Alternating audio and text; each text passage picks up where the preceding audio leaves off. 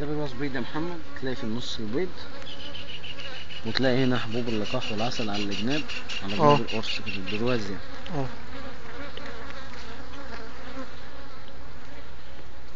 وتلاقي هنا في بيوت ملكية، والنحل متجمع حواليها.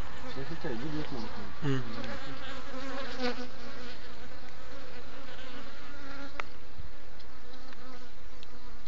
البيت الملكي بيبقى بالشكل ده. ثابت ايدك.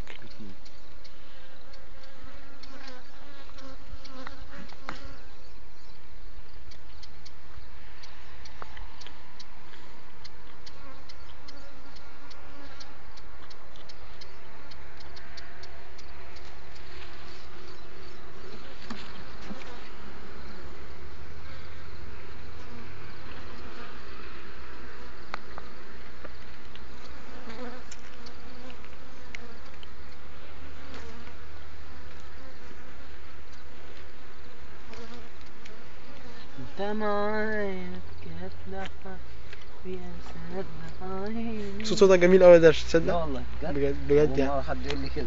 على فكرة احتمال تعمل شريط او كده يعني. في بيوت ملكية كتيرة زي ما انت شايف كده يا محمد.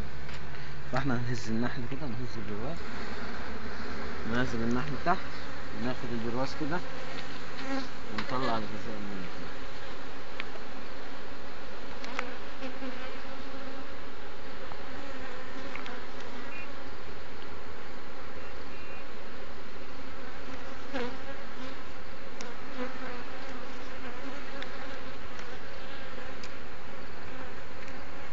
حط ده بقى عشان ما يوقعش منك.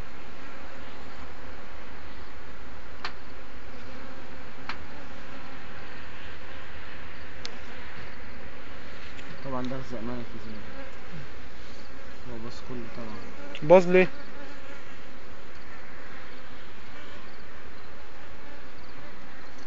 الدودة دي ولا ايه؟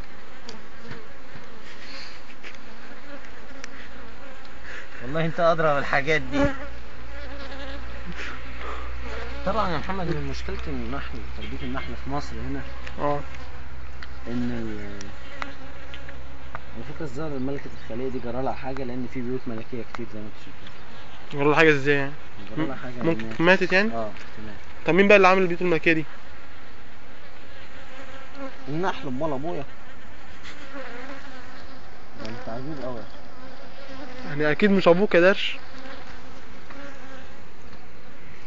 امال النحل عشان تجيب العسل.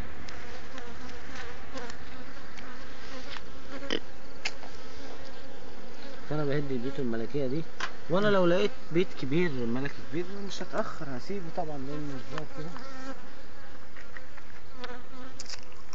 من الواضح ان مفيش ملك.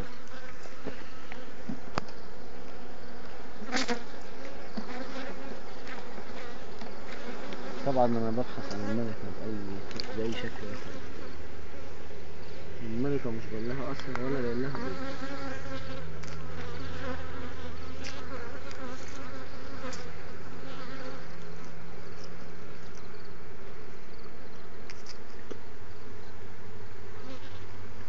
وقف. طبعا يا محمد زي ما انت شايف كده، ده برواز شمع اساس لسه جديد محطوط للنحل عشان يبدأ يمط فيه ويبني فيه زي ما انت شايف كده. عندك مناطق لسه ما اتبنتش ما وطهاش، ومناطق بطة. عملية المط دي بتاخد يعني